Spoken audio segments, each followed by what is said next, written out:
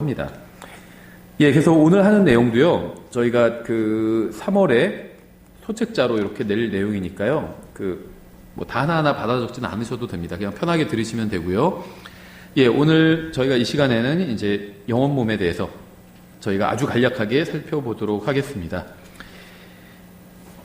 예, 우리가 오전 설교에 한 것과 이제 좀 관련이 있죠. 데살로니가전서 5장 23절을 인용했었죠. 화평의 하나님께서 친히 너희를 온전하게 거룩히 구별하시는도다. 그런즉 내가 하나님께 기도하여 너희의 온 영과 혼과 몸을 우리 주 예수 그리스도께서 오실 때까지 흠없이 보존해 주시기를 구하노라. 이렇게 말씀하고 있습니다.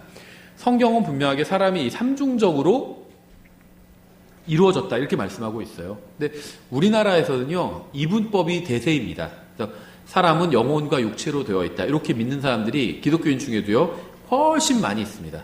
육체는 땅에 묻고 영혼은 뭐 이제 천국에 간다 이런 식으로 얘기를 하죠. 근데 성경은요, 오히려 두 개로 이루어진 게 성경은 아주 적습니다. 대부분 셋으로 이루어져 있어요. 사람이 영과 혼과 몸으로 되어 있죠. 또 사람은 남자, 여자, 아이들로 이루어져 있고요.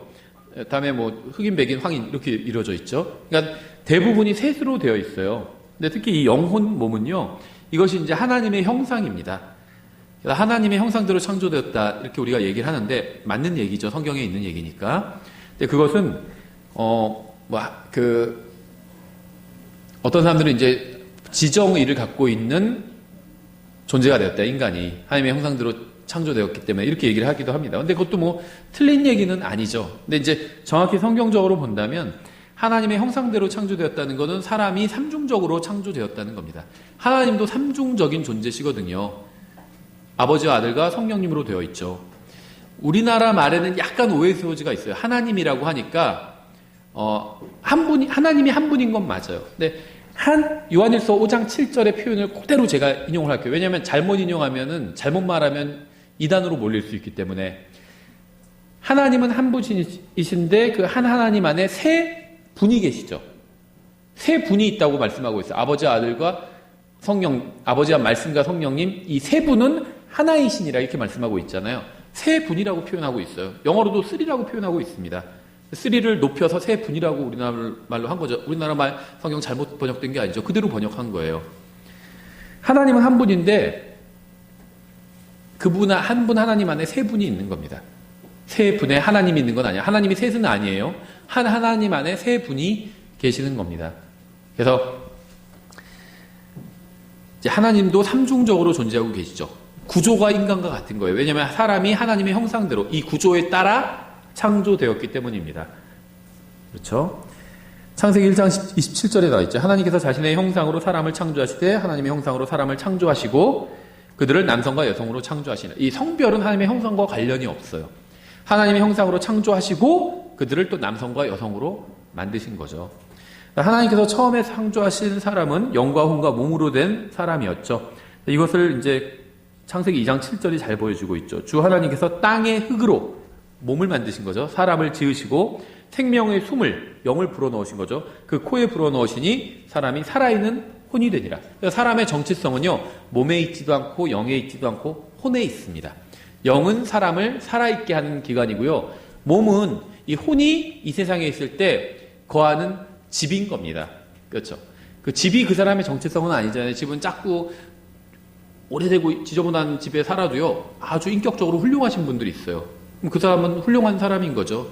큰 집에 살아도, 크고 뭐 새 아파트에 살아도 아주 이상한 사람도 있습니다. 그럼 그 사람은 이상한 사람인 거죠. 집이 그 사람의 정체성은 아닙니다. 그렇죠. 그 집 안에 누가 살고 있는지, 그 혼이 그 사람의 정체성이에요. 그래서 흙으로 몸을 만들고 거기에 하나님께서 생명의 숨을 불어넣으시니까 이게 이제 영입니다. 불어넣으시니까 사람이 살아있는 혼이 되었습니다.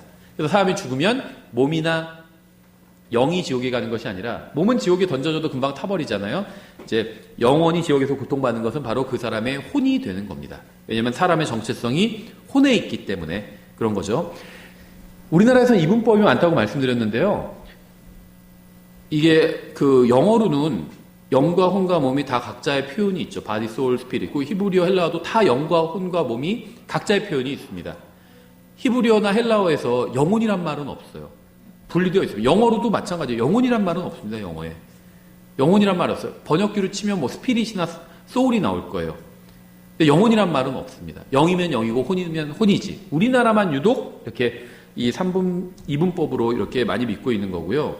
물론 우리나라 말고 외부에서도 그렇게 믿는 사람들이 있지만 그 3분법으로 받아들이는 경우가 훨씬 더 많이 있어요.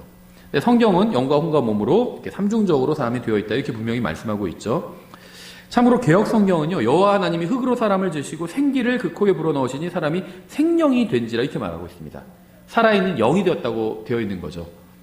이거는 성경적 진리를 완전히 망쳐버리는 겁니다. 그렇죠? 그러니까 개역 성경이 다 잘못된 건 아니에요. 90% 이상은 킹제임 성경과 단어 대 단어 워딩이 같진 않지만 내용은 같습니다. 사실적으로 표현 방법이 그랬습니다, 그랬느니라 이거는 같은 말인 거잖아요. 표현 방법이 다를 뿐이지. 그래서 그런 식으로 본다면 90%는 같은데 이 10%가 이런 구절들이 다른 거예요. 아주 이거는 표현 방법이 다른 게 아니죠. 워딩이 다른 겁니다. 아예 단어가 다른 거예요. 킹제임 성경은 살아있는 혼이 되었다고 하는데 개역 성경은 생령, 살아있는 영이 되었다 이렇게 된 거죠. 잘못된 겁니다. 그렇죠? 사람의 정체성은 혼에 있어요. 그리고 하나님의 기본적인 정체성은 사실 영에 있거든요. 하나님은 영이시니 하나님께 경배하는 자는 영과 진리로 할지니라 이렇게 된 이유가 하나님의 기본적인 정체성이 영에 있어요. 천사들도요, 기본적인 정체성이 영에 있습니다. 마귀도 기본적인 정체성은 영에 있어요. 사람만 기본적인 정체성이 혼에 있는 거죠. 이게 사람이 다른 거예요.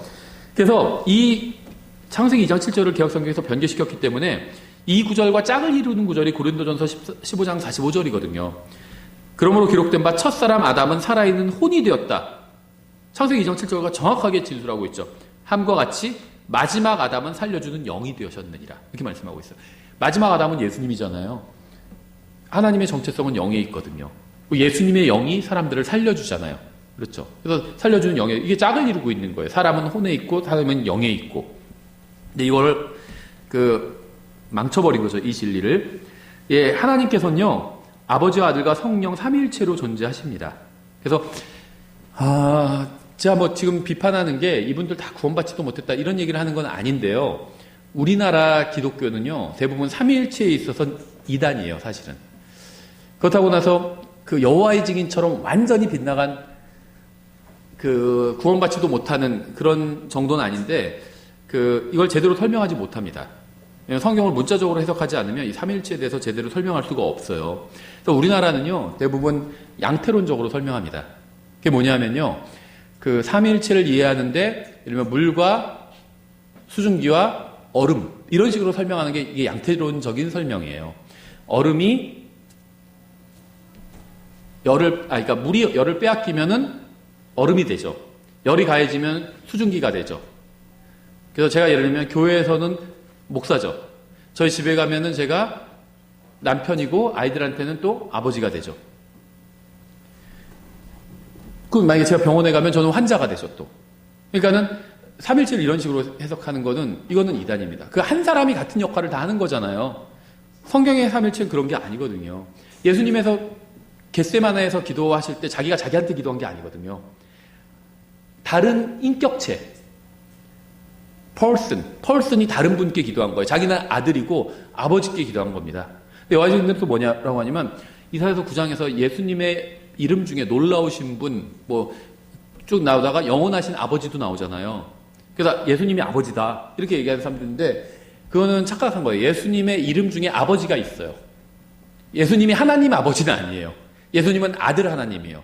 근데 예수님의 이름 중에 아버지가 있는 겁니다. 예수님이 우리의 친구가 되실 수도 있죠. 근데 하나님 아버지는 또 아브라함의 친구였잖아요. 아버지 하나님도 친구가 되실 수 있고 아들 하나님도 친구가 될 수 있는 거예요. 아들 하나님의 이름도 친구가 있는 거고 아버지 하나님의 그 역할도 친구가 있는 겁니다. 친구가.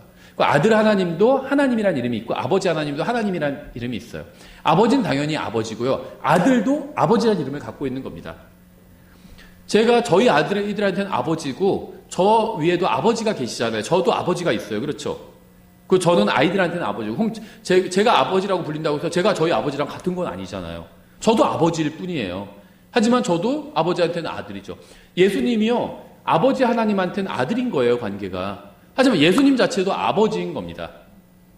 예, 그걸 오해하는 거죠, 여호와의 증인들. 그러니까 예수님이 아버지라고 하니까, 그럼 예수님이 아버지네? 이렇게 해석하는데, 예수님이 아버지라는 표현은 거기 하나뿐이 없죠, 직접적으로. 예, 그래서 그 하나를 가지고 자기가 막 풀어낸 걸 사사로운 해석이라고 그래요. 그렇게 해석하면 안 되죠. 예, 그래서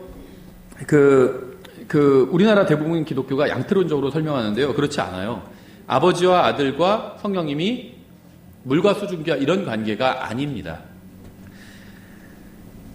예, 그래서 이 하나님의 삼일체를 인간의 삼일체와 견주어 본다면요. 아버지 하나님은 혼이고요. 아들 하나님은 몸이고요. 성령 하나님은 영과 같습니다. 그 포지션이 그렇다는 거예요. 하나님께서 혼을 가지고 계시죠. 성경에 하나님의 혼이라는 표현은 사실 너무나 많이 나와요. 특히 구약 성경에 굉장히 많이 나옵니다. 이런 식으로 얘기하세요. 레위기 26장 11절에 내 혼이 너희를 몹시 싫어하지 아니하리라 이런 표현이 있어요. 내 혼이 너희를 몹시 싫어하지 아니하리라 이렇게 말씀하고 있는데요. 여기서 말씀하시는 주체를 보면요. 다 아버지 하나님입니다. 구약 성경에서는요. 말씀을 하시잖아요. 누군가 하나님이 나타나서 그럼 아버지 하나님. 그러니까 말씀을 그냥 주시면 아버지 하나님이고요. 천사 같은 모습으로 내려와서 무엇인가 말씀하시잖아요. 그럼 그건 아들 하나님이에요.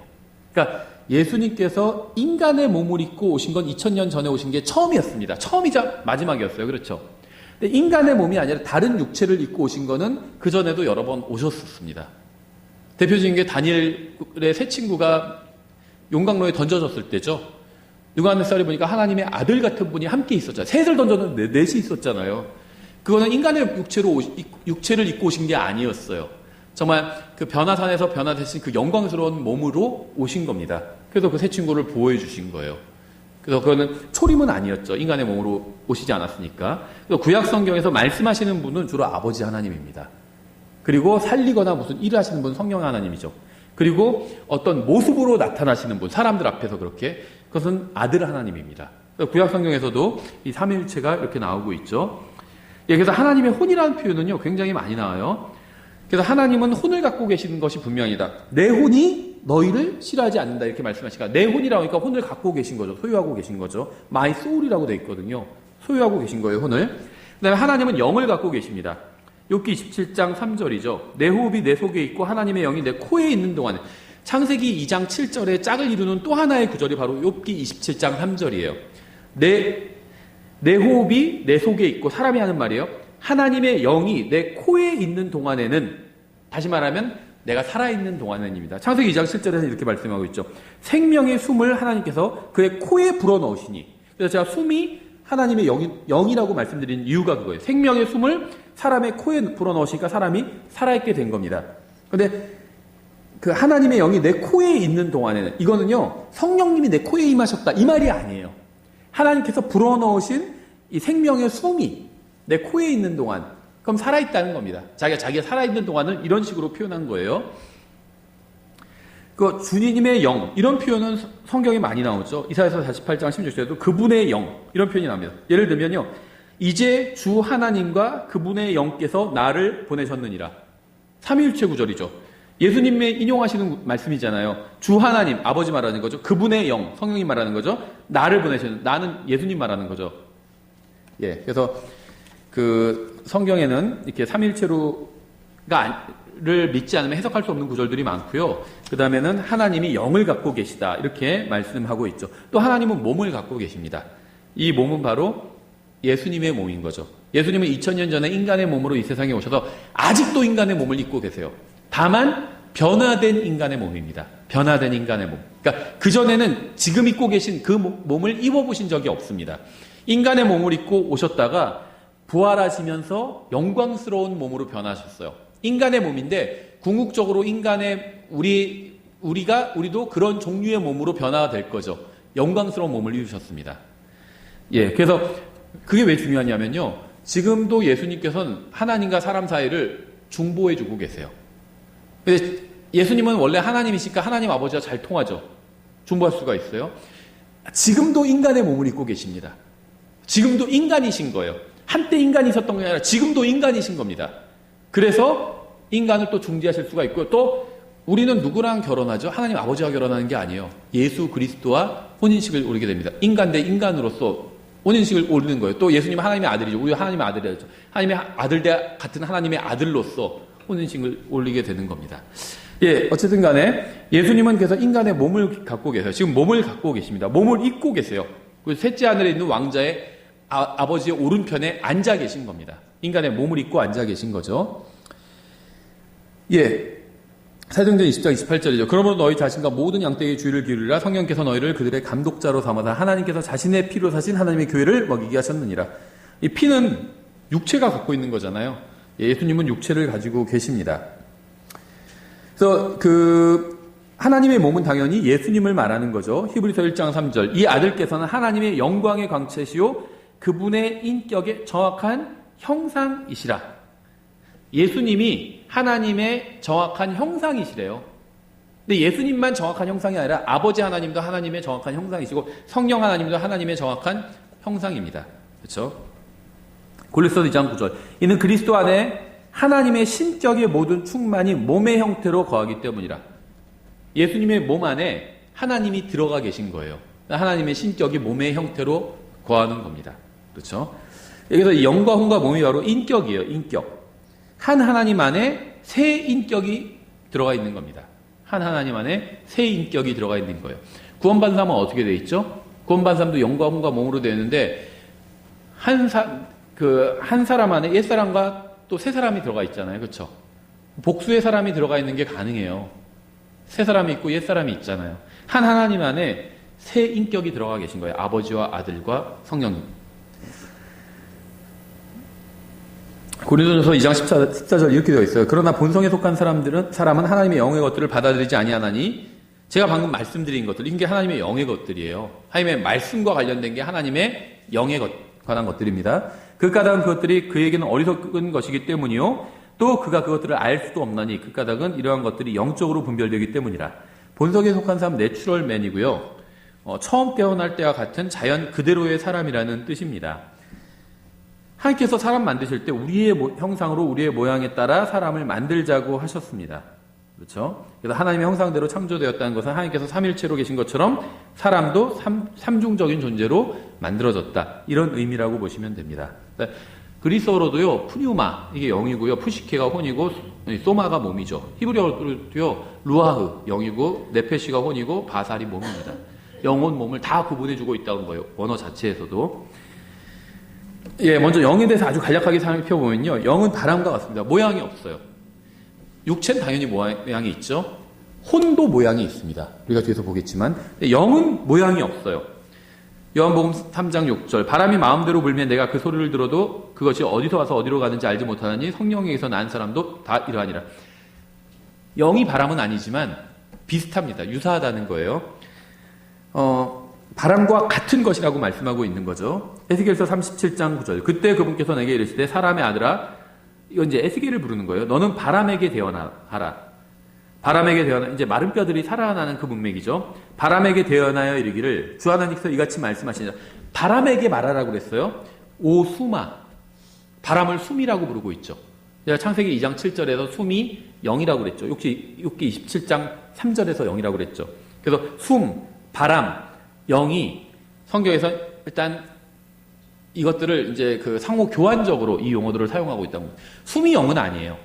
성경에서 하나님께서 주신 이 인간의 영과 관련해서 이 인간의 영은 하나님의 숨으로부터 나온 거거든요. 하나님께로부터 생명을 받은 거예요. 구원받지 않은 사람들도. 그래서 그런 의미에서 숨이라고 부르고 있어요. 사방에 내 바람으로부터 와서 이 죽임당한 자들 위에 숨을 불어 그들로 하여금 살게 하라 하셨다라. 바람에게 말씀하시는데 숨이라고 하는 걸 볼 수 있죠. 또 에스겔서 37장 14절은 숨이 바로 영이라는 것을 말씀하고 있어요. 또 내가 내 영을 너희 속에 두어 너희로 하여금 살게 하고, 아까 숨을 불어서 살게 한다고 했는데 내 영을 너희 속에 두어 살게 하겠고 이렇게 말씀하고 있죠. 마른 뼈들이요. 창세기 2장 7, 에스겔 이 37장에 나오는 마른 뼈들이 있잖아요. 창세기 2장대로 설명을 한다면 마른 뼈들은요, 흙으로 육체를 만든 것과 비슷합니다. 흙으로 육체를 만들다가 만 것과 비슷하죠. 뼈만 있으니까. 그 육체가 살아나게 하는 거는 영이에요. 흙으로 육체를 만드시고 하나님께서 생명의 숨을 불어넣으시니까 살아난 혼이 되었잖아요. 살아있는 혼이 되었어요. 에스겔서 37장도 정확히 같습니다. 마른 뼈들이 있는데 거기에 하나님의 영이 들어가니까 다 살아나잖아요. 물론 이제 이게 교리적으로 예언적으로 무엇을 상징하는지는 논란의 여지는 약간 있겠죠. 물론 기본적으로 이스라엘 상징하는 겁니다. 당연히. 하지만 이게 주는 교훈은 분명하다는 겁니다. 육체가 있고 뼈다귀가 있고 재료가 있고 하나님의 영이 들어가면 살아있게 된다는 겁니다. 예, 그래서 영은 바람과 같고요. 살아있게 하는 역할을 한다는 거예요. 살아있게 하는 역할을. 고린도전서 2장 11절 사람의 것들을 사람의 속에 있는 사람의 영 외에는 누가 알리요? 이와 같이 하나님의 것들도 하나님의 영 외에는 아무도 알지 못하느니라. 사람의 영이 있고요. 하나님의 영이 있고요. 다음에 더러운 영이 있죠. 마귀의 영이 있고요. 짐승의 영, 더러운 영들이 있죠. 여러 가지 이런 종류의 영들이 있습니다. 전도서 3장 21절 이렇게 되어 있죠. 위로 올라가는 사람의 영과 땅으로 내려가는 짐승의 영을 아는 자가 누구이랴. 여기서 사람은 죽으면 영이 위로 올라가고요. 짐승은 죽으면 영이 밑으로 내려갑니다. 육체는 사람이나 짐승이나 다 똑같죠. 그냥 땅에서 썩죠. 그 다음에 혼은 구원받은 사람의 혼은 위로 올라가고 구원받지 못한 사람의 혼은 아래로 내려가죠. 짐승은 어떻게 될까요? 잘 몰라요. 예, 어떻게 되는지 잘 모릅니다. 짐승의 혼 어떻게 되는지 잘 몰라요. 예, 소멸될 수도 있고요. 정말. 아니면 어떻게 되는지 잘 몰라요. 짐승의 혼이 지옥에 가지는 않죠. 어떻게 되는지는 모릅니다. 성경에서 말씀하고 있지는 않아요. 예, 그래서 영은요, 하나님을 향한 기관이고 하나님을 감지하는 기관이에요. 왜냐하면 하나님의 숨으로 만들어진 것이기 때문에, 근데 문제는 아담의 형상대로 태어난 사람들은 이제 이 영에 문제가 생기게 되죠. 그래서 하나님의 형상이라고 성경 표현하고 있지만 사람이 타락하고 난 이후에는요, 창세기 5장에서 아담의 형상이라는 말이 또 등장을 하게 됩니다. 그래서 이제 이런 얘기를 킹제임스 성경 믿는 사람들 중에 하는데요. 이제 아담이 타락하고 난 이후에 영이 죽은 채로 태어난다. 이런 얘기를 하는데 이건 정확한 얘기가 아니에요. 성경에 없는 말입니다. 저도 과거에 그렇게 믿고 그렇게 가르쳤었는데요. 성경에 없는 말이에요. 성경 없는 말을 막 지어서 얘기하면 안 되겠죠. 그리고 말만 없는 게 아니라 개념도 없어요. 성경에 그렇게. 왜냐면은 영은 죽는 것이 아니기 때문에. 혼은 죽어요. 몸도 죽습니다. 몸이 죽는 거죠. 일반적인. 혼이 죽는 건 불호수에 던져지는 걸 혼이 죽는 거라고 계시록에서 말씀하고 있죠. 근데 영은 죽는 게 없어요. 영은 다 하나님께 돌아갑니다. 사람을 살아있게 만드는 것이었기 때문에 사람의 육체를 살아있게 만드는 것이기 때문에 하나님께서 다시 가져가시는 겁니다. 그렇죠? 예, 그래서 영은 하나님께 돌아가고요. 그 다음에 아담의 타락으로 인해서 영만 문제가 있는 게 아니라 영, 혼, 몸이 다 문제를 있게 된 거예요. 다 타격을 받은 겁니다. 그래서 영과 혼과 몸이 사람한테는 다 있는데요. 타락한 인간, 구원받지 않은 사람한테도 영이 다 있어요. 그래서 살아있는 거죠, 그 사람이. 다만 뭔가 찌그러진 채로 있는 겁니다. 그렇죠? 우리가 새 상품 있고 무슨 반값 찌그러진 통조림 같은 거 막 반값에 팔고 그러잖아요. 뭔가 찌그러진 거예요. 문제가 있는 겁니다. 그게 구원받기 전에 사람의 영의 모습이라고 볼 수 있겠죠. 영이 있긴 있어요. 기능을 하고 어느 정도는. 근데 온전히 기능하지는 못한다는 거죠. 없는 게 아니라는 겁니다. 또 죽은 것도 아니에요. 있긴 있어요. 근데 뭔가가 왜곡된 채로 있는 거죠. 예, 영은 이제 그런 특징을 갖고 있고요. 그래서 영이 사실 제일 어려워요. 바람과 같기 때문에 이걸 정의할 수가 없어요. 영적인 어떤 것들을 설명하기가 어려운 경우들이 굉장히 많습니다. 영에 속한 것들은요, 대부분 알려지지 않았어요. 천사, 잘 알려지지 않았죠. 성경에 천사에 대해서 많은 말씀을 하고 있지 않아요. 기본적으로 영이죠, 천사. 마귀도 마찬가지예요. 기본적으로 영입니다. 영적인 존재들인데 천사들이 타락한 천사가 있는 건 사실이에요. 근데 천사가 타락한 것인지 아닌지 그거는 또 몰라요. 나오지 않아요. 성경에 보면요, 천사와는 관계없는 종류의 더러운 영들, 원래부터 다른 종류의 영적 존재들이었을 확률도 굉장히 높아요. 왜냐하면 천사들은 성경에 보면은 사이즈가 딱 사람만 해요. 계시록에도 천사의 척도고 사람의 척도라고 말하거든요. 똑같아요. 척도가 똑같습니다.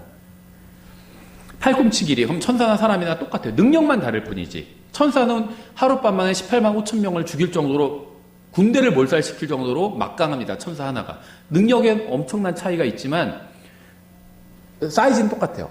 슈퍼맨처럼. 슈퍼맨 사람이랑 크기 똑같잖아요. 그런데 능력이 엄청난 차이가 있죠. 거기서 갖고 온 거죠. 다 천사 그런 데서. 근데 마귀는요, 사이즈가 달라요. 왜냐면은 그 군단 12군단 하나가 12,000이잖아요. 근데 그 군단이 사람 안에 들어갈 수가 있거든요. 사이즈가 달라요. 어떤 분들은 천사는 사람 많고 마귀는 팔이 많았다. 이렇게 얘기하는 분들도 있어요. 그래서 바알제부비란 말을 하잖아요. 이게 팔이 대왕이란 말이거든요. 마귀들의 왕이잖아요. 마귀는 사이즈가 작을 것이다. 추측이죠. 군단이 사람 안에 들어가니까 군대가 마귀의 군대가 사람 안에 들어가서 주둔할 수 있으니까. 천사의 군대는 주둔 못해요. 사이즈가 사람과 같기 때문에. 사람 안에 그렇게 들어올 수가 없다는 겁니다. 마귀는 들어갈 수가 있어요. 사이즈가 작기 때문에. 그래서 아마도 이것들이 서로 다른 종류의 영적인 무엇이었을 것이다. 이렇게 추측을 하는 거죠. 그래서 이 그러니까 천사의 영과 마귀의 영과 더러운 영, 그다음에 인간의 영, 하나님의 영, 각자 다른 종류의 영이라고 보시면 되고요. 그래서 영에 대한 것은 사실 좀 어렵습니다. 제가 지금 말하는 수준보다 더 깊게 들어가서 막 설명하는 걸 전 본 적이 없어요. 그 다음에 이제 혼에 대해서는요, 비교적 쉬워요. 왜냐하면 혼은 나 자신이기 때문에, 인간이 알아채기가 굉장히 쉽습니다. 자신에 대한 이야기이기 때문에.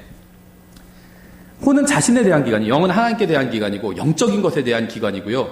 혼은 자신에 대한 기관입니다. 그래서 사람의 영도요, 완전히 없는 게 아니기 때문에, 마귀, 더러운 영에게 반응을 하는 거예요. 그래서 막 이상한 마귀를 숭배하고, 무슨 귀신을 섬기고, 귀신 섬기는 게 다른 게 아니에요. 성경에 귀신이 없지만, 더러운 영이 귀신처럼 가장을 하는 거죠. 그래서 장군 귀신이 왔다 그러고 동자 귀신이 왔다 그러고 가장하는 겁니다, 그냥. 그런데 그것도 다 어떤 영적인 것. 대부분은 가짜지만 진짜 용한 데도 있어요. 알아맞추는 데도 있어요. 예. 그거는 어떤 더러운 영이 관련돼 있는 거겠죠. 자, 가보고 아는 거 아닙니다. 저도 몰라요. 그런 거는. 예. 한때는 어디서 잘 맞춘다고 그래가지고 기독교인이 가면, 무슨 당신은 여기 오면 안 되는데 막 그런다고 해서 자기가 성령님 받았는지 안 받았는지 다 거기 가서 인증받았다고 하더라고요. 예. 거기 가서 인증받을 필요가 없죠. 성경 읽고 예수님 믿으면 성령님 맞는 건데 믿으면 여기서 받으면 되지 왜 무당한테 가서 인증을 받아요. 예. 그만큼 이제 영에 관한 게 어렵기 때문에 그런 것 같아요. 와닿지가 않고. 성경에 기록되어 있지만 와닿지가 않아요. 혼에 대한 이야기는 훨씬 더 쉽습니다. 예. 자기 자신에 대한 기관이고요. 몸은 다른 사람의, 세상에 대한 기관이에요. 그러니까 다른 사람이 나를 볼 때 내 몸을 보고 판단하잖아요. 키가 작은 사람, 큰 사람, 눈이 큰 사람, 눈이 작은 사람. 이런 식으로 내 몸을 보고 판단하죠. 근데 혼은요, 나의 내면입니다. 그래서 육신의 눈으로는 보이지 않아요. 그래서 처음에는 그 다음에 몸을 보고, 저 사람 잘생긴 사람, 못생긴 사람, 이렇게 판단해도 친해지면 그런 거 보이지가 않죠. 어떻게 생겼는지 기억도 안 나요. 10년, 20년간 친하게 지낸 사람인데 갑자기 그 사람 어떻게 생겼더라 기억도 안 나요. 왜냐하면 상관이 없기 때문에. 이제는 그 사람의 혼과 혼이 만난 겁니다. 그렇죠. 그래서 처음에 여러분의 몸을 보고 여러분을 판단했던 사람도요, 시간이 지남에 따라 여러분과 친분을 쌓아가면서 여러분의 혼을 알아가게 돼요. 어떤 분은 다리가 불편하면 처음에 다리 불편한 분 이렇게 생각했다가 나중에 그거 다 잊어버립니다. 친해지면 이제 그런 게 보이지가 않아요. 그렇죠. 예, 그래서 이 혼을요, 일반적으로는 자아라고 불러요. 자아. 성경에서는요, 혼이라고 돼 있고요, 다른 표현은 셀프라고 부릅니다. 자기라고 불러요. 그래서 결혼한 부부가 자기 이렇게 부르는 건 굉장히 성경적이에요. 둘이 결혼해서 한 몸이 됐다고 그러잖아요. 남을 자기라고 부르는 거거든요. 자기는 자기잖아요. 근데 남을 자기라고 부르는 게, 이건 성경적이에요. 한 몸이 됐기 때문에. 그렇죠. 그래서 성경에서는 혼이라고 하고, 일반 심리학에서는 자아라고 하고요, 성경에서는 혼이라고 그러고, 자기라고 부릅니다. 자기 자신. 자기라고 불러요.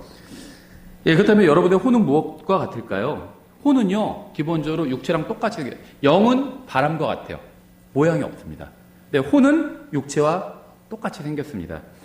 누가복음 16장에 보면 나오죠. 23절부터 24절에 그가 부자가 지옥에 갔죠. 고통 중에 눈을 들어 멀리 아브라함과 그의 품에 있는 나사로를 보고 소리를 지르며 이르되 아버지 아브라함이여 내게 긍휼을 베푸사 나사로를 보내어 그의 손가락 끝에 물을 찍어 내 혀를 서늘하게 하소서. 이는 내가 이 불꽃 가운데서 고통을 받기 때문이다 하거든. 이렇게 얘기하고 있죠. 지옥에 간 사람의 몸이 어떻게 됐을까요? 당연히 다 타버렸겠죠. 누가복음 16장에 의하면요, 혼은 눈을 가지고 있습니다. 눈을 들어 멀리 보고, 혼은 혀를 가지고 있어요. 내 혀를 서늘하게 하소서. 또 혼은 손가락을 가지고 있어요. 그의 손가락 끝에 물을 찍어. 이제 혼의 모습을 생각해 볼 수가 있죠. 눈, 코, 입, 손가락 다 갖고 있어요. 그러니까 육체와 똑같이 생겼다는 겁니다. 계시록 6장 9절 이렇게 되어 있어요. 내가 보니 죽임을 당한 자들의 혼들이 제단 아래에서 서서 있어요. 또 흰 예복을 받았어요. 입고 있어요. 혼이 예복을 입고 있습니다. 그러니까 뭐냐면 혼이 몸의 형태라는 거예요. 몸의 형태. 영은 입고 있을 수가 없어요. 근데 혼은 입고 있을 수가 있습니다. 그래서 서양에서 고스트라고 그러죠. 이게 이제 그 말 자체는 영을 의미하는 거죠. 홀리 스피릿, 홀리 고스트. 영을 의미하는 건데 혼에서 본따온 거예요. 재단 죽임당한 자들의 혼들이 흰 예복을 입고 있죠. 그래서 서양에서 유령이 뭐 흰색 뭐 그런 걸 입고 있는 것과 비슷한 겁니다. 여기서 다 따온 거죠, 성경에서. 다음에 이제 몸이죠. 몸에 대한 건 뭐 특별히 설명하지 않아도 돼요. 그냥 우리 몸을 말하는 겁니다. 그렇죠? 이 몸은 이제 죽으면 없어지게 되는 거죠. 다 흙으로 돌아가서. 그런데 이제 구원받은 사람의 몸은요, 변화될 것이라고 말씀하고 있어요. 베드로전서 1장 23절. 또 그 외에 굉장히 많죠. 너희가 다시 태어난 것은 썩을 씨들에서 난 것이 아니요 썩지 아니할 씨에서 난 것이니 살아있고 영원히 가는 하나님의 말씀으로 된 것이니라. 지금 우리의 몸은 썩을 씨에서 나왔습니다. 근데 변화된 몸은요, 썩지 않을 씨에서 나오게 됩니다. 그렇죠? 그래서 몸이 나중에 이 썩지 않을 씨로 완전히 변화를 받게 되는 거죠. 이 죽음과 관련해서요, 그 영혼 몸의 의미를 알아야 되는데요. 일단 몸은 어렵지 않죠. 몸이 죽으면 땅에 묻게 됩니다. 그렇죠? 혼이 죽는 것은 아까 말씀드린 것처럼 불호수에 던져지는 게 혼이 죽는 겁니다. 그러면은 영이 죽는 건 뭘까요? 그런 건 없다는 겁니다, 성경에. 혼이 죽는다. 그러니까 너희 몸과 혼을 모두 지옥에서 멸하시는 하나님을 두려워하라. 예수님께서 그렇게 말씀하셨잖아요. 몸을 지옥에서 멸하실 수가 있어요. 혼도 지옥에서 멸하실 수가 있다는 겁니다. 근데 멸한다는 게 완전히 없어지는 걸 의미하지 않아요. 몸은 없어질 수 있어요. 왜냐하면 우리가 거하는 집이기 때문에. 근데 혼은요, 그 사람 자체이기 때문에 없어지지 않습니다. 성경에서는요, 인간의 존재가 없어지는 건 안 나옵니다. 존재가 없어지는 거는 안 나와요. 존재는 영원히 있습니다. 다만 하늘나라에서 있든지 지옥에서 있든지 불호수에 있든지 둘 중에 한 곳에서 그 사람의 존재가 영원히 남아있게 돼요. 그 사람의 혼이 영원히 남아있게 된다는 겁니다. 그렇죠. 그래서 혼이 죽는 것은 지옥에서 영혼을 보내게 되는, 불호수에서 영혼을 보내게 되는 게 혼의 죽음입니다. 그런데 영의 죽음은 없어요.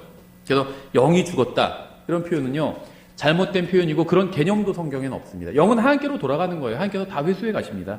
그렇죠? 다만 짐승은 하나님의 형상대로 만들지 않았기 때문에 짐승의 영은 하나님께서 갖고 가시는 건 아니죠. 땅으로 다시 돌려보내시는 겁니다. 그렇죠? 예, 그래서 이 죽음이란 것이요, 그 몸과도 쓰일 수 있고 표현이 혼과도 쓰일 수 있지만 영과는 쓰일 수가 없다는 겁니다. 그러니까 굳이 쓰자면 그냥 영적으로 죽었다, 뭐 이런 식으로는 괜찮을 것 같아요. 그런데 이제 제가 이 영이 죽음과 관련이 없는데, 관련 없다고 말씀드렸잖아요. 그런데 왜 이런 표현을 쓸까요? 그거는요, 나름대로 이제 이유는 있어요. 에베소서 2장에서도 허물과 죄 범법 가운데 죽었던 너희를 살리셨다, 이렇게 말씀하고 있죠. 그것도 예수님께서는 죽은 자로 그들의 죽은 자를 장사 지내게 하라, 이렇게 말씀하셨죠. 거기서 말하는 죽은 자로 그들의 죽은 자는 진짜 몸이 죽은 사람을 말하죠.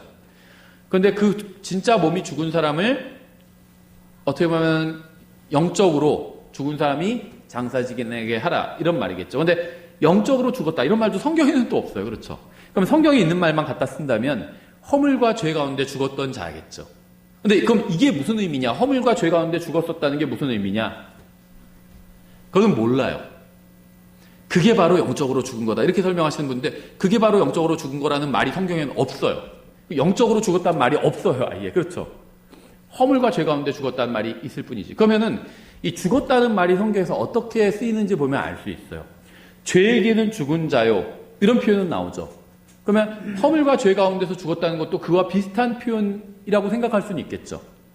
그래서 그러면 이제 성경만 갖다가 이제 해석을 해보면, 성경에 나온 구절만 갖고 해석한다면, 죽은 자로 그들의 죽은 자를 장사 지내게 하라, 이 말은 허물과 죄 가운데 죽어있던 사람들이 진짜 실제로 육체가 죽은 사람을 장사 지내게 하고 너는 나를 따르라, 이 말이라고 보면 일단은 성경적으로는 흠잡을 데 없는 말이 되겠죠. 근데 이제 실제로 허물과 죄 가운데 죽었던 사람이 누구냐 하면, 굳이 우리가 이해하기 쉽게 얘기한다면 그냥 영적으로 죽은 사람이다, 이런 정도로 얘기할 수는 있겠죠. 하지만 성경에 없는 말이라는 겁니다. 그래서 제 제안은요, 그냥 영적으로 죽은 게 이런 의미다, 이렇게 정의를 한다면 그냥 그런 영적으로 죽었다는 표현은 쓸 수 있을 것 같아요. 근데 영이 죽었다, 자꾸 이 표현은 쓰면 안 된다는 겁니다. 이건 정말 잘못된 표현이에요, 교리적으로도. 근데 독립심리교에서 이제 많은 분들이 어떤 이제 아주 훌륭한, 지금은 주님께로 가신 성경 교사의 영향으로 이 표현을 많이 씁니다. 영이 죽었다는 표현을. 근데 성경에는 절대 없는 표현이고 개념도 없어요, 성경엔. 차라리 영적으로 죽었다 이렇게 표현하면은 낫다는 거죠. 그럼 어떤 분들은 야 무슨 그 표현 하나 갖고 왜 자꾸 그러냐 하는데 단어 하나가 중요해요. 씨냐 씨들이냐 이거 갖고 갈라디아에서는 막 얘기하잖아요. 예수님이냐 사람이냐 이게 바뀌거든요. 씨냐 단수면 예수님이고 씨들 사람들이고 복수 단수도 중요하다고 거기서 강조하고 있어요. 단어 하나가 왜 안 중요해? 두 글자 천국 지옥 중요하잖아요. 가는 곳이 공란으로 돼 있어요. 근데 당신은 지옥에 갑니다. 그러면은 절망적인 거잖아요. 당신은 하늘로 갑니다. 그럼 희망이 있는 거고 단어 하나가 중요하죠. 그래서 성경에 없는 표현은 안 쓰는 게 저는 좋다고 생각을 합니다. 예, 그래서 이 혼이 지옥에 던져지는 것 이걸 계시록 20장에서는요. 둘째 사망이라고 부르고 있습니다. 사망과 지옥도 부르소에 던져지니 이것은 둘째 사망이라. 누구든지 생명체에 기록되지 못한 자는 불호수에 던져지더라. 그래서 모든 게 다 던져지게 되고 혼도 던져지고 지옥도 던져집니다. 그러니까 지옥은요 지구 내부에 있습니다. 불호수는요 아주 강하래요. 저는 이 셋째 하늘에 유리바다가 불호수로 변할 거라고 개인적으로 그렇게 믿어요. 왜냐하면 거기엔 유황불이 있거든요. 꺼지지 않는 불이에요. 지구와 셋째 하늘 유리바다 크기를 비교한다면 셋째 하늘 유리바다가 5대 호수라면 5대 호수. 지옥은 정말 이 조약돌보다도 더 작겠죠. 훨씬 큰 개념이라고 보시면 돼요. 셋째 하늘. 그게 이제 바깥 흑암이 돼버리는 거죠. 셋째 하늘이 지금 빛으로 충만하지만 주님께서 아래로 내려오시면 이 지상이 빛으로 충만하게 되고 셋째 하늘은 빛이 없어요. 바깥 흑암이 돼요. 그 유리바다가 다 차단하기 때문에 빛을. 그렇죠. 예수님의 빛을 다 차단하기 때문에. 지금은 반대죠. 유리바다가 있고 하나님이 있고 거긴 빛으로 충만하죠. 셋째 하늘은. 이 우주와 지구는 어둠으로 가득하죠. 그래서 태양이 있어야 되는 거죠. 너무 어두워서. 근데 하나님께서 아래로 내려오시면 반대로 전 우주가 빛으로 충만하게 될 겁니다. 우주가 이제 지금은 우주를 검은색으로 그리지만 천년왕국 때는 흰색으로 그릴 거예요. 빛으로 충만해서. 그리고 셋째 하늘이 어둠이 되겠죠. 그리고 천년왕국 후에는 거기가 불호수가 되겠죠. 왜냐하면 천년왕국 중에는 아직 지구 내부에 있는 지옥이 활용주기거든요. 지구 내부에 있는 지옥을. 그래서 실제로 예수님께 반역하거나 하면 거기에 산채로 던져버리죠. 천년왕국 백성 중에. 그런데 천년왕국이 끝나고 나서는 큰양자 심판석 이후에는 지옥 자체도 지구 내부에 있던 지구 내부의 지옥이 사라지는 거예요. 그 말 의미가 뭘까요? 저주가 사라지는 겁니다. 더 이상 처벌이 없어요. 천년왕국 때까지만 해도 처벌이 있어요. 지옥이 그대로 있습니다. 그래서 잘못하면 손발 찍어내버려야 돼요. 그게 훨씬 나아요. 아니면 지옥에 바로 산채로 던져져요. 그런데 천년왕국 이후에는요, 지구 내부에 지옥이 없어요. 지옥도 셋째 불호수에 다 던져버리기 때문에. 그렇죠. 예, 그래서 혼이 불호수에 던져지는 게 둘째 사망이고 혼의 죽음이라고 볼 수가 있겠죠. 혼이 지옥에 간다 이런 표현 많아요. 주께서 내 혼을 지옥에 남겨두지 아니하시고 혼이 지옥에 남겨둘 수도 있다는 거죠. 예. 그리고 영은 죽음과는 관련이 없다고 말씀을 드렸습니다. 성경에 그런 표현 자체가 없기 때문에. 제가 이제 자세한 설명은요, 이게 그 말씀드린 대로 소책자에 그대로 다 실어 놓을게요. 구절이 굉장히 인용이 많아요. 그래서 저희가 여기서는 다 찾지는 않고요. 그 소책자에 다 실어 놓도록 하겠습니다. 한 가지만 더 말씀을 드리면요. 예.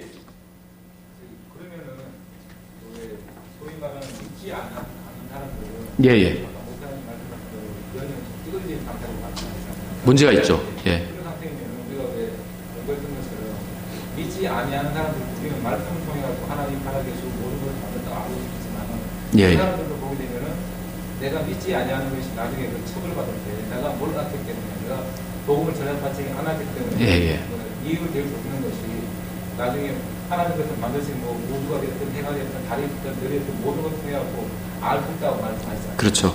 그 요소가 영적 요소로 비록 찌그러진 것이 있으면 영적 요소를 알고 있는 건지 아니면은 혼적 요소로서 그것을 알고 있는 건지. 영적인 것으로 알 수 있다고 봐야 되겠죠. 아무래도. 그리고 사실은요, 말씀하신 것이요, 굉장히 구분하기가 어려워요. 이게 왜냐면 어떤 게 혼에 속한 건지, 어떤 게 영에 속한 건지, 완전히 구분이 안 되지만, 저는 개인적으로 영이 없는 게 아니라 뭔가 찌그러져 있어요. 예를 들면은, 유리가 맑게 있으면 밖이 잘 보이잖아요. 근데 돌멩이 콱 맞아서 자글자글 찌그러져 있어요. 그러면 보이긴 보여요, 밖에. 대충 저기 뭐 건물이 있는 것 같아 보이는데 명확하게는 안 보여요. 거듭난 사람은 유리가 아주 깨끗한 유리에서 이제 명확하게 보이는 거예요, 하나님이. 그런데 구원받지 못한 사람은 아담이 돌멩이를 던져놨기 때문에 유리가 자글자글 찌그러져 있어서 잘은 안 보이는데 뭔가 있긴 있어요. 그래서 사도행전에서는 더듬어서 찾아서 알 수 있게 하셨다, 하나님께서. 명확하게 보이지 않는데 더듬어서 찾아서 알 수 있게. 그 정도 지각이 확 떨어져 버렸다는 거죠. 하나님을 알 수 있는 지각. 그런데 알 수는 있다는 거죠. 그래서 핑계를 할 수 없는 거죠.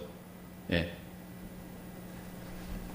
예, 그게 사실은, 근데 좀 더 깊이 들어가면 이게 또 성경 교사들 사이에서도 논쟁이 있어요. 사실 방금 질문하신 게. 이게 영에 속한 기능인지 혼에 속한 기능인지. 근데 영이 완전 죽었다. 이쪽 파들은 이건 다 혼에 속한 거다. 이렇게 얘기하시는데 그래도 이상하죠. 혼이 그런 걸 막 찾아서 그렇게 하나님을 알 수 있는 건가 하면 성경을 보면은 무관하다고 못하는데 주요 혼의 기능은 아닌 것 같기도 하고 구원받고 나서 이제 혼으로도 하나님을 섬기죠. 그래서 내 혼을 다하여 섬기는 게 맞는데 그래서 구약이나 복음서까지는 힘을 다하고 생각을 다하고 마음을 다하고 혼을 다하고 영을 다하여는 없어요. 그런데 신약 성경에서는 내가 영으로 섬기는 하나님 이런 표현이 나온다는 거죠. 뭔가 달라졌다는 거죠. 근데 그렇다고 해서 구약에서는 아예 그런 게 전무했냐? 또 그거는 아니에요. 마리아도 예수님을 낳았을 때 아직 그러니까 신약이 열리기 전이잖아요. 그런데도 자기 영이 하나님을 높이고 이런 표현을 하거든요. 그러니까 뭔가 영이 하나님과 관계된 게 완전히 다 끝나버린 건 아닌 게 아닌가. 예를 들면 밧줄이 있으면 밧줄이 칼로 싹 거버리면 완전히 밧줄을 관통해서 그러면 밧줄이 끊어지지만 칼로 살짝 싹 대면 다다다다 막 여러 같이 꼬여있던 그게 터지잖아요. 그럼 나중에 한 줄 이렇게 남아있는 것처럼 그런 상태일 수 있겠죠. 구원받지 않은 사람의 그 상태가. 그래서 아직 연결되어 있고 하나님을 찾을 수 있어요. 더듬어서. 제가 봤을 때 그 깨진 유리를 통해서 보는 거, 그 정도가 가장 적절한 것 같아요. 그런데 구원받으면 이제 유리가 하나님께서 갈아 껴주시는 거죠. 유리를 완전히. 명확하게 볼 수 있게 되는 거죠. 예, 그 아주 사실 핵심적인 문제입니다. 그리고 지금도 이제 더 논쟁하고 있는 그런 주제이기도 합니다. 예. 마지막으로 한 가지만 더 말씀드리면요. 구원받은 사람은 이 몸과 혼과 영이 분리되는 것으로 보입니다. 히브리서 4장 11절 이는 하나님의 말씀이 살아있고 권능이 있어 양날 달린 어떤 검보다도 예리하여 혼과 영과 및 관절과 골수를 찔러 나누기. 관절과 골수는 몸이죠. 찔러 나누기까지 하며 또 마음의 생각과 의도를 분별하시는 분이시기 때문이니 이렇게 말씀하고 있죠. 그래서 구원받으면 하나님의 말씀에 의해서 말씀이 검이죠. 수술 칼이죠. 혼과 영과 몸을 분리하는 것으로 보여요. 이게 왜 그렇게 중요하냐면 구약에 보면요. 사람이 더러운 것을 만지면 그 사람의 혼이 더러워집니다. 그래서 혼을 위해서 속죄를 해야 돼요. 왜 그러냐면 혼과 몸이 붙어있기 때문에. 그런데 구원받은 사람은요. 혼과 몸이 떨어지게 됩니다. 몸이 죄를 지어도 혼이 더러워지지 않는 거예요. 예. 근데 그 일이 구원받을 때 성령님께서 들어오셔서 내 안에서 수술을 해주시기 때문에 몸과 혼을 서로 분리시키는 수술을 해주시기 때문에 그렇게 되는 거란 거죠. 그래서 구원받은 사람은 죄를 지어도 구원받은 사람이 거짓말을 하면 거짓말을 한 사람이 한 거예요. 근데 구원받지 않은 사람이 거짓말하면 거짓말쟁이인 겁니다. 개념이 좀 다르다는 거죠. 거짓말도요 지옥에 던져질 만큼 큰 죄거든요. 근데 구원받은 사람은 거짓말을 해도 혼에 영향을 미치지는 않는 거예요. 다만 하나님과 교제는 잘 되지 않겠죠. 죄를 지으면. 그래서 저는 구원받은 사람이 죄를 지어도 지옥에 가지 않으니까 죄를 지어도 된다는 게 아니라 하나님과 교제가 되지 않기 때문에 죄를 지으면 안 되죠. 다만 죄를 지어도 지옥에 가지는 않는다는 겁니다. 그래서 성경은요 우리가 자유하게 되었다고 말씀하고 있어요. 죄로부터 완전히 자유해진 겁니다. 그러니까 죄로부터 완전히 영향을 받지 않아요. 구원받기 전에 죄를 지으면 죄와 몸이 들러붙게 되고요. 죄가 가는 곳은 지옥이어서 그래서 내가 지옥에 가야 되는 겁니다. 근데 구원받고 나서는요 육체와 혼이 분리되기 때문에 죄가 육체에는 영향을 줄 수 있지만 혼에는 영향을 주지 않는다는 거예요. 그래서 우리가 자유롭게 됐다고 말씀하고 있죠. 갈라디아서 5장 13절 형제들아 너희가 부르심을 받아 자유하게 되었으니 오직 자유를 육신의 기회로 쓰지 말고 사랑으로 서로 섬기라. 죄로부터 자유해졌어요. 죄 지어도 이제 지옥에 안 갑니다. 그런데 그거를 육신의 기회로 쓰지 말래잖아요. 예, 하나님께서 의도하신 게 그런 용도로 주신 게 아니거든요. 사랑으로 서로를 섬기래요. 예, 자유롭게 되었으니까 이제는 안심하고 주님을 섬길 수 있는 거예요. 자유롭기 전에 어떻게 될까요? 잠깐만, 내가 이게 이렇게 했다가 잘못되는 거 아닌가? 만약에 이게 죄래서 내가 구원을 잃어버릴 수 있다면, 만약에 내가 죄인이 된다면 큰일 나죠. 그럼 차라리 안 해야겠다. 이렇게 할 수 있죠. 근데 구원받은 사람은요, 죄를 지어도 그것 때문에 지옥에 던져지지 않아요. 그래서 자기가 자유롭게 주님을 마음 놓고 섬길 수 있는 겁니다. 이런 것 같아요. 자전거 가르칠 때요, 아이에게 자전거 타고 가면 나가 처음에 배울 때 넘어질 수 있잖아요. 근데 너 넘어지면은 너 아주 내가 가만 안 둬. 죽을 줄 알아. 이렇게 하는 것과 넘어져도 괜찮아. 그러면 다시 일어나면 돼. 원래 자전거 타다가 다 넘어질 수도 있는 거야. 이렇게 하는 것의 차이라는 거죠. 죄를 지어도 지옥에 가지 않아요. 그럼 이제 마음 놓고 주님을 섬겨볼 수 있는 거죠. 여러 가지를 주님을 섬겨볼 수 있는 거. 좋은 동기로 섬기다가요, 일이 좀 잘못될 수도 있잖아요. 그래도 문제 삼지 않으시겠다는 거예요, 하나님께서. 그렇죠. 두려움 없이 정말 사랑으로 섬길 수 있다는 겁니다. 자유의 영을 가지고. 그래서 구원받은 순간에 사람의 영과 혼과 몸이 나뉘게 되고요. 영은 거듭나게 되고 혼은 구원받게 되고 몸은 나중에 예수님께서 오실 때 변화를 받게 되죠. 그래서 아담이 죄를 지음으로 해서 영과 혼과 몸에 다 영향을 미치게 되었다고 말씀을 드렸죠. 그래서 그것이 다 완전히 이제 회복이 되는 겁니다. 회복이 되는 거예요. 하나님께서는 자신의 형상대로 사람을 만드셨습니다.